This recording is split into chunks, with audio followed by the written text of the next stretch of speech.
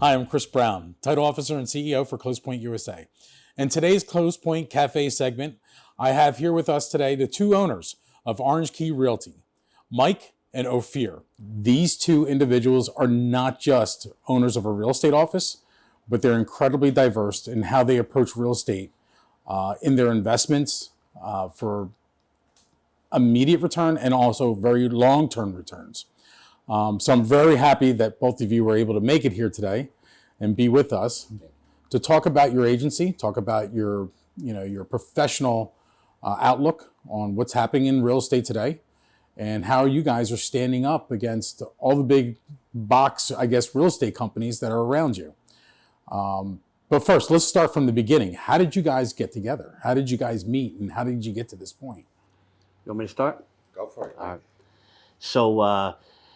So for many, many years, we were, so I started with we'll call it a big box company. And I kept on seeing Ofir at different award ceremonies every year. And he'd come say hi, how you doing? Congratulations. He's got awards as well. Always, top awards for Central Jersey, right? So finally, probably after 2 or 3 years, he approached me and says, why don't we get together? Why don't we sit down? Let's talk about doing our own thing. At this point, I'm still making really good money at my previous place. And what year was this in? 2005. Yeah, 2005, Yeah. right. Okay, And I started in real estate in 2003. gotcha. So finally he said, let's get together. I said, we'll have some breakfast together. We ended up going to a place in Jamesburg, right? Yep. Had our first breakfast there. Interestingly enough, we had another agent saw us there. Yeah. Said, what are you two guys doing here? We blew it off. So we ended up, going out again, having another conversation. It was kind of slowly got the idea. And it really, Ofir said, let's do something, right? Okay. So I'll let them continue from here. It was, I saw Mike, and I know we work with each other, and, I saw that he's top producer, and his integrity is for, doing the right thing by people and very heavy on marketing, so I felt very related to our method of working together. And I think the hardest thing is, we're talking about now 20 years ago or so, is to convince his family that this venture will be a good venture for life. Now he have 2 babies in the house, just committed to a big house that he just bought, brand new house. And here come a guy with a strange accent and telling him, you know what, maybe we should take a second mortgage on your house and go to a new venture.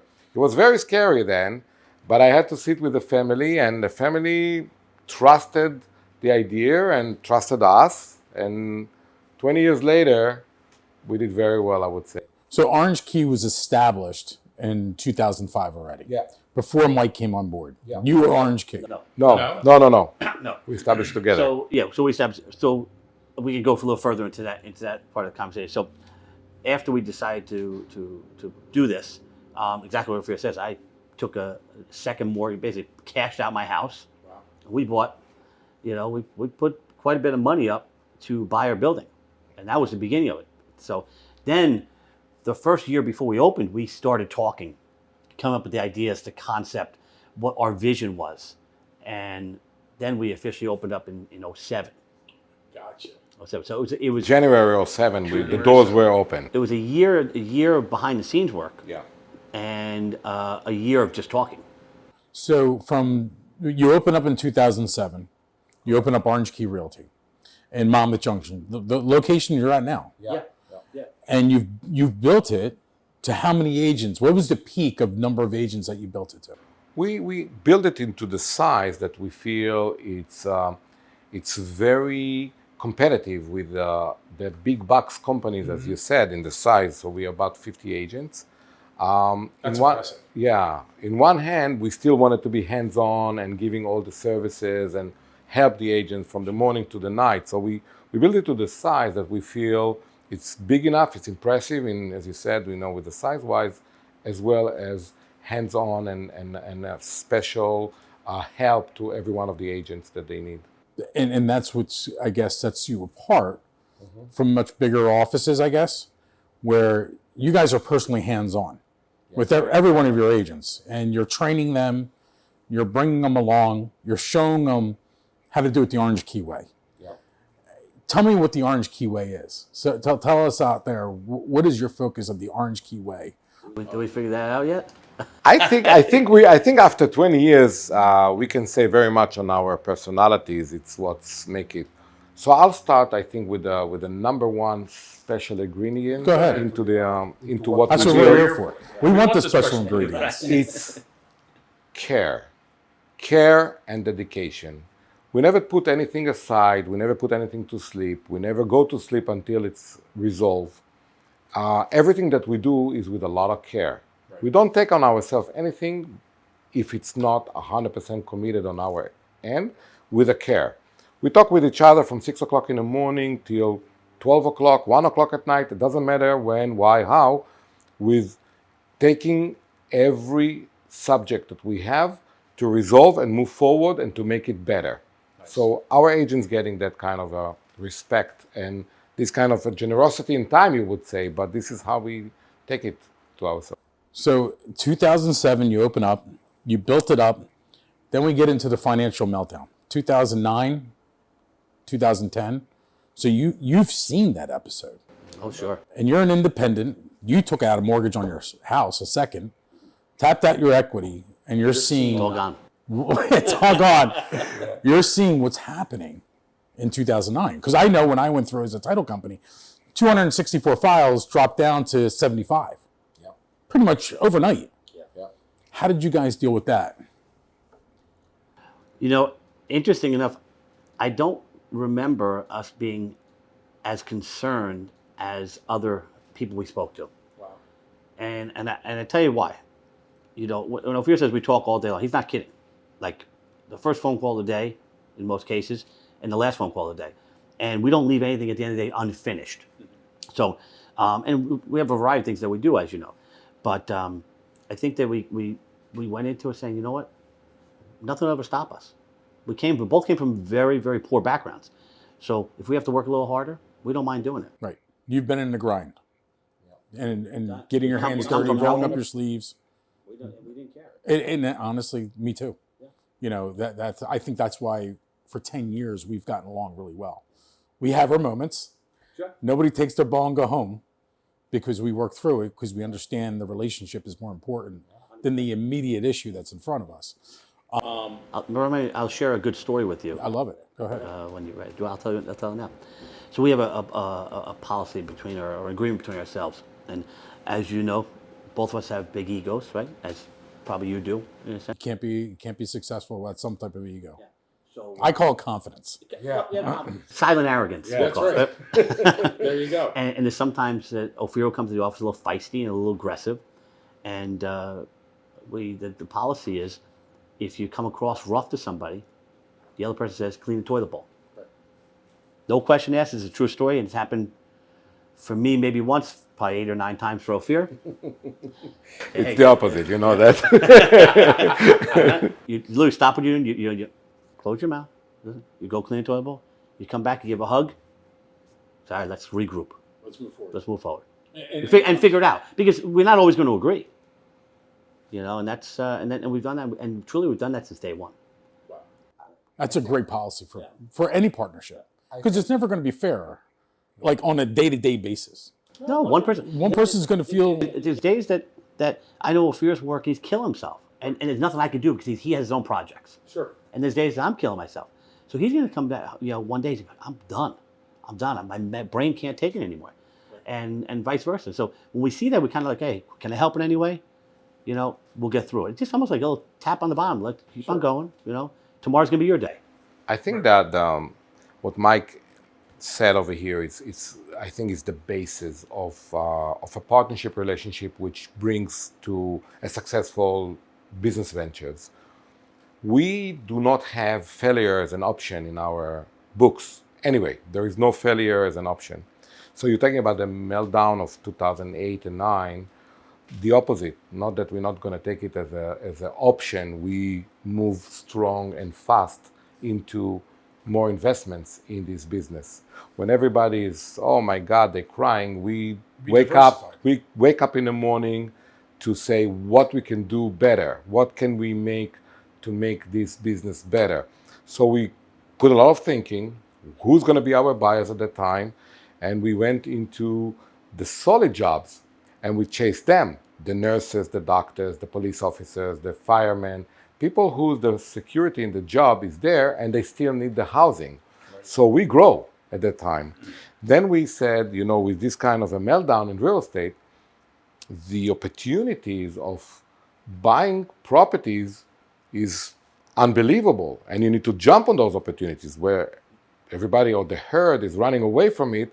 That's a time to get a good opportunity. And then we bought a lot of properties when we calculated that the cost of them to buy will be way less than to build.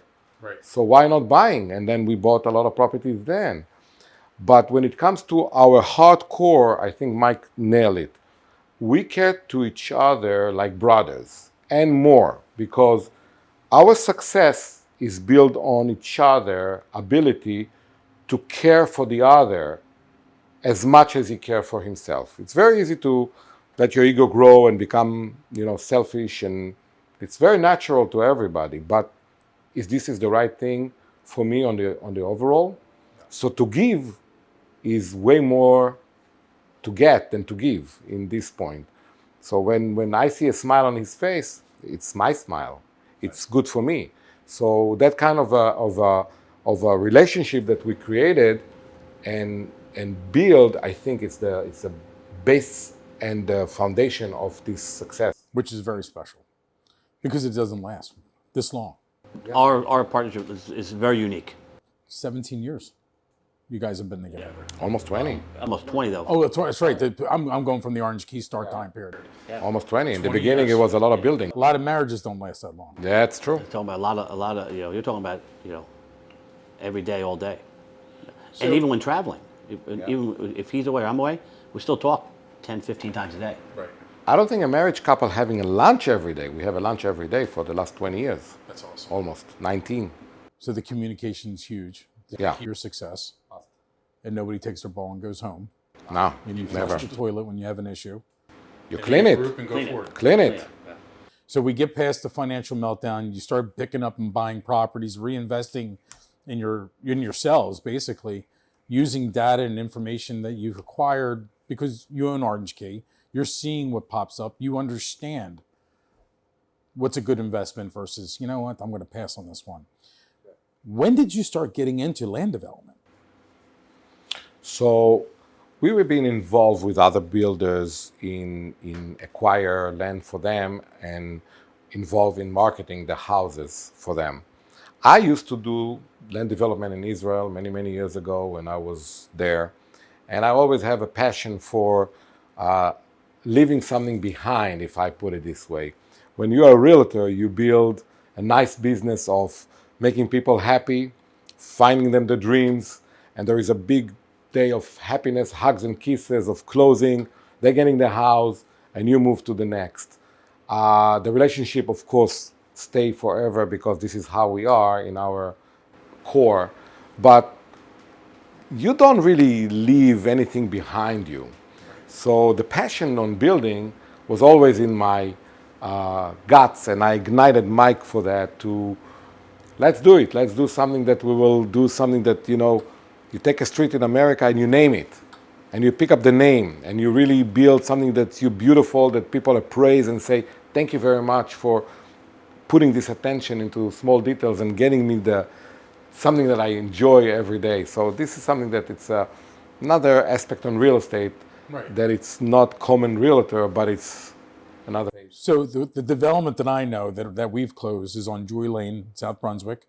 How many houses were built there? On Joy Lane, there is a total of 5 houses. Already 3 people are living there. It's a luxury homes. They started at price point. Yeah. Price point is starting at 1.5 and up. I mean, the average house over there go over 2 million. Since people notice that they can do whatever they feel as a dream, we let them, pick whatever they want to do over there, nice. And we enjoy it. We enjoy to make it something that somebody says, I really wanted to have that kind of a finishes. I really wanted to have that kind of a space, and you can provide it to them. It's another joy. It's another, great. So to give people context of how long land development takes in the state of New Jersey. Oh yeah. My goodness. Okay, here we go. Oh yeah. You buy the property in what year? from the beginning that you start to develop, you're starting with the approvals. Right, but I'm saying, what year did you buy the property? That's in the work about 7 years. 7 years. Not yeah, that's not coming. So you land banked the property for a while, and when did you start the approval? Like filing your application? Yeah, filing your application to get approval from the South Brunswick Township.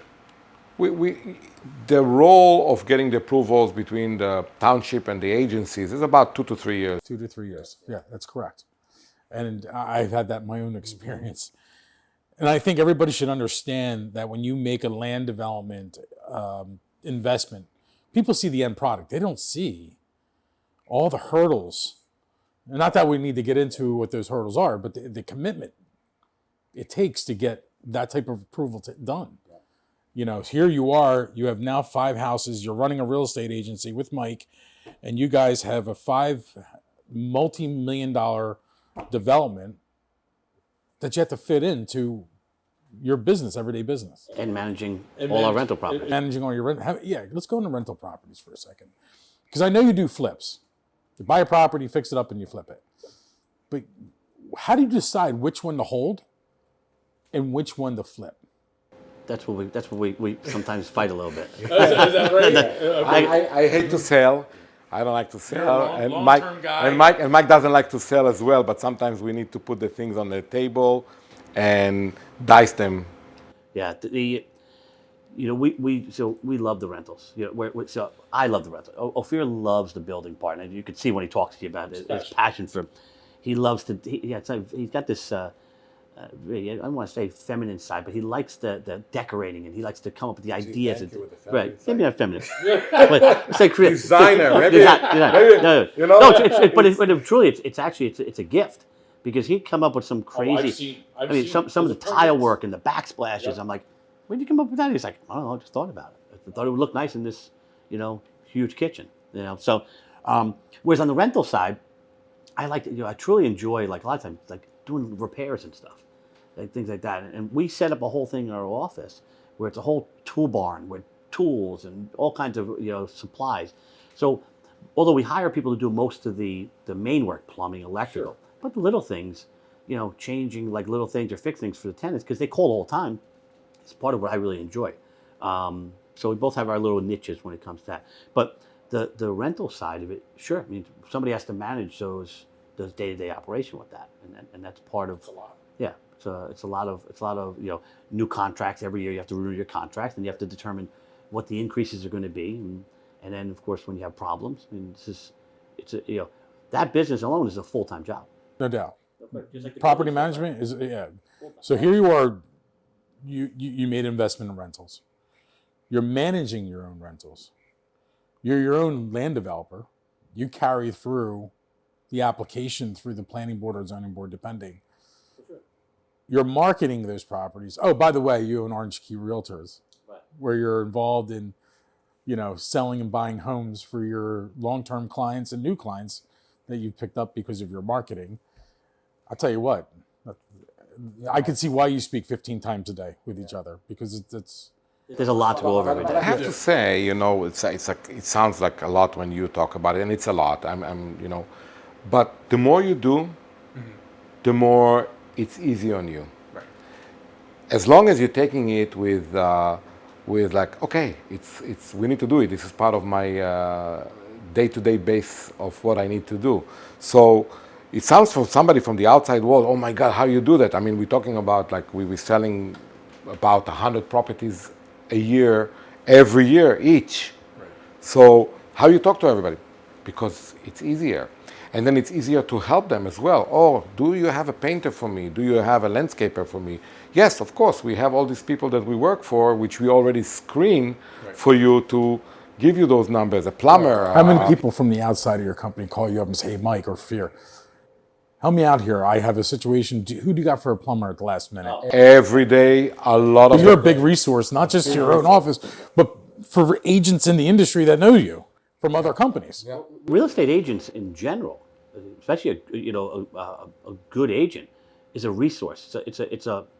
We like to say it's our clients are forever clients, right? because they and we want them to come. That's one of the things we always tell our clients, and we've both done this independently, even though we talk about with our agents as well now, is use us as a resource.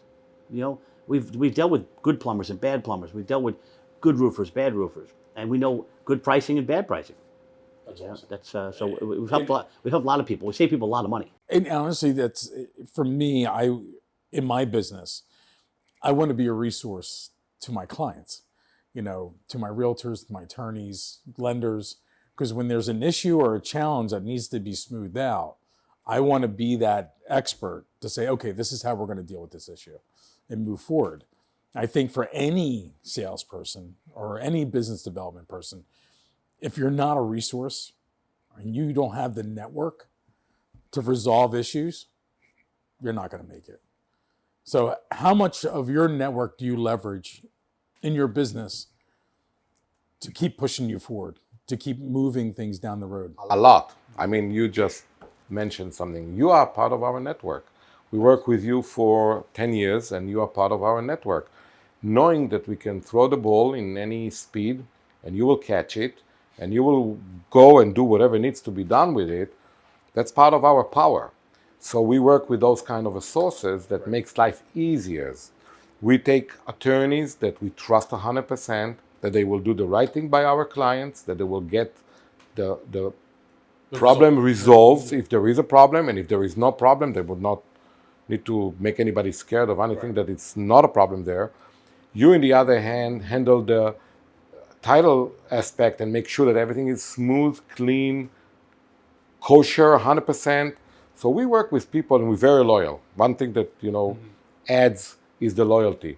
When we demand a lot. You've been on the other side many times. And I get where you're coming from. You just explained to everybody why it's so serious. You took out a second mortgage with 2 kids. Babies. Yeah. You came over from Israel and built this for yourself and your family. Yeah. Why wouldn't I recognize that as your partner in what we do, entitled to say, you know what, this means a lot. This is not something, if your resources don't recognize that there's a personal story, and you guys have done something very special. You built something. You were scared, because I was scared when I started. I quit a really nice job I had with a law firm and had kids, bought a house just like you guys. And I think that's why we really get along, because we respect the personal story it took to get to this point. So I want to go forward and talk about, at what point do you guys decide to make a pivot to where you need to go and be stronger in? I mean, what indicators do you look at? Because right now we're looking at a lot of different changes. You and I were just speaking before, talking about the interest rates. And they're up and down, the uncertainty. When do you pivot more towards your flips and rentals and land development and your real estate? How do you allocate your time? It's a great question, and part of the process for us is, since we're together all day, every day, and even when we're not in the same place, we're still on the phone all day. Those decisions are made on a daily basis, and Ofir's very good about kind of seeing a little bit ahead of things. Give you a good example, COVID. Right. This is a great story, and I have the video to prove it. Ofir, this is terrible. This is not going to be good. And the world is shutting down. We literally just got back from a trip, and everything was closing down, as you know. Yeah. So we regrouped there for a day. Took them a day to process. Says we need to reallocate and redirect our marketing. Did I tell you a story? No, okay. And that's why I'm smiling, because I get where you're going. Like he said. Yeah. So it's one of the things we talked about earlier. He said, when the market crashed, we went to police officers, we went to teachers, and places that were secure jobs. Nobody was going to lose their job. He says, we're sitting in his office, imagine being trapped in a 1-bedroom apartment with 2 kids right now. What would you do right now? Go look for a house. I got to get the hell out of here. Yeah. So he says, let's redirect our marketing. Let's pull back. We had some billboards up, let's pull that out, because that's very localized, and let's start driving some marketing into the city. Nice. Sure enough, Boom. You had a pipeline of buyers. Brooklyn. So the joke is people go from Brooklyn to Staten Island to Central Jersey. Yes. Yep. I see it in my closings all the time. Then all of a sudden it was Brooklyn to Central Jersey. Right. It skipped right over The Staten Island. Yeah. That was it. And that was, that kind of foresight, right, kind of helped us initially when the boom started. That's And it worked very well. So that's what I'm saying. So the decisions are really made on a daily basis. It's really not. It's not a wait a month or two and see what happens. We don't wait for anything. I think that's also, if you ask before, what makes us better than the big box, is we put each other in that situation of what should be, how we see things. I'm sitting with Mike a lot of times, says, Ofir, if we're going to go from that direction, it will be the best direction for the customers to get where they want to be. And that's what we're doing. We're like, okay. So we are opening our mind, trying to sit on the seat of the buyers or the seats of the sellers, Right. and being proactive and being very quick making decisions that the big bucks take them months and sometimes years to realize where it goes. We are quick to move to that direction and supply what the market really, really needs. Right. So it's a lot of advantage bouncing the things between us and getting there. So let's go into that then. Let's go into new real estate agent gets their license. They're interviewing, trying to decide where they want to go. What is I'm going to break it down. 3 pieces of advice to give a new agent who's interviewing with a bunch of different brokerages to decide where they want to land. What are the 3 pieces of advice you would give them? The questions, I guess, you'd ask to find out what's going to work for them. I would say, and I will give it to Mike, because this is the number one thing. That's, if I'm looking from the side on the ultimate agent, I can give Mike as an example. Okay. His working ethics is second to none. He have the day fixed. He knows what he wants to do. He's an anomaly, though. He's putting 4 a.m. is a... He's putting his plan. He's putting his plan in place. He have dedicated what he wants to do, and that's how it should be. And with that said, if you're looking for picking an agency where you want to work, you need to have a role model like that. In the other hand, you have to have a leadership. You have to have a leadership, knowing that you're in a place that you're not being abandoned. So when I look at what Mike does every day, for example, when my son joined the business, I put him with Mike. I have a different way of working things, but if you want to work and put the day in a schedule and you wanted to pound and roll to the right direction, I look at what Mike does. He does it the right way. He does it. There's no other way. So number one, the new agent needs to find It's actually point out something very good, though. a lead that is going to, one, spend the time with the agent and not abandon them. What's the second thing the agent needs to know or look for? So one of the things when I interview agents, I have to go back to the thing, and I think what Ofir pointed out to is very true. A lot of times agents, I'll interview the agents. So we have a nice balance, because there's somebody like myself who, I'm very structured. It's in my brain. I have to make a certain amount of phone calls every day. Whereas Ofir handles a lot of that kind of that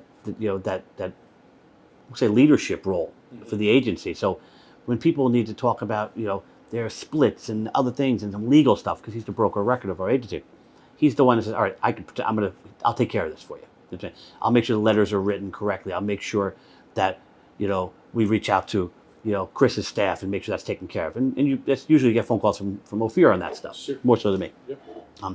But when I interview an agent, the first thing I say to him is you may not be the right match for us, because if you want, we don't look for part-timers and things like that anymore, because there's so many of them nowadays. They're all over the place. And I'm looking for that person who wants to commit to come to the office every day and make phone calls every day. And that's where you're starting. From there, you'll work your way up to other things. But you really need to be able to have thick skin and come ready to work. So, from an agent who's interviewing you, what is Orange Key offering them? The mentorship is one. What are the resources? Your network is your resource. Yeah, we're offering leads. You do? We do offer leads to our agents. Okay. You know, and we offer. We don't have any, like some of the big box companies. We don't have any of those, you know, franchise fees or anything like that. So their cost is lower, and we're very competitive with our splits. Very good.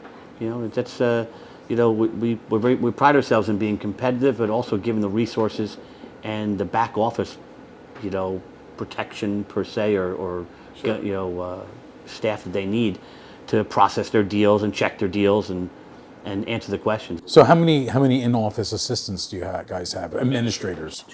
Two that work, and then the agents, and they work with the They work directly with the agents. They work directly with Ofir and I. process the files. Process everything. So files get checked with us at least 2 times. Right? So yeah, so it's overlooked. So they oversaw, yeah. It's over. So we really, there's very little risk when an agent brings their file in, and you know, it's worked out very well for us. So the agent who's prepared to dedicate themselves to the industry, that is going to be coachable. That's the key right there. That's huge, right? That's in anything. You have to be coachable. You have to give the time. You have to be patient. You have to understand that things are not happening overnight. They need thick skin. We're not taking thick skin. We're not taking any shortcuts. In our DNA, shortcuts are not there. We're doing the right thing. Once you get the check, you should go home and sleep that the commission paid and you didn't do anything wrong through the way. Right. So that's how we are building our business, on things that have to be done right from the bases and up. So we train the agent from the beginning how to do it right, how to build a right business, how to create yourself big circles with adding them a lot of leads and leadership. So that's something that will come as a package for the agent. And we have a very successful agent that we're very proud with. Well, I really appreciate you guys being with me today. I'm sure everybody who's going to watch this is going to pull a lot of great nuggets out of this, from how you maintain your partnership, how you maintain your business in terms of being diverse and being able to pivot when you see the indicators, whether it be marketing or investment wise, how you educate your agents and you're there for them on a personal level, both from a pragmatic standpoint of here's your schedule, this is what you got to do, I'm going to guide you, and also I'm going to protect you from you going over the line, doing something wrong, and giving you the background or the back support that if you have an issue, it's going to come to somebody to handle it, which is fantastic because that's what I look for in my company as well. Again, I want to thank you guys so much for being here. Thank you for having us. Phenomenal, very impressive. I look forward to another 10 years with you guys because after 10 years, I'm out. We look forward to it, and those long-term relationships are very important. Absolutely. Right. Absolutely. Well, thank you guys very much. Thank you. So this will end our segment for today, and I really appreciate Ofir and Mike being here with us. What an amazing story about coming from a very tough beginning, making a huge jump into an investment where you just had young kids, you bought a house, you came from a different country. This is a great story. This is the hardest thing to do, but once you achieve that 5-year mark, it starts to become second nature to yourself. Never give up, I guess, is the bottom line. Trust in yourself. And Orange Key Realty has been around for a very long time. They're a powerhouse in the Central Jersey area. And if you're looking for an agency to go work with and you're a real estate agent, I think you should get in touch with these guys and learn about what they're doing and how they're doing it, because these are very successful individuals. So you don't have to redesign the whole roadmap of success.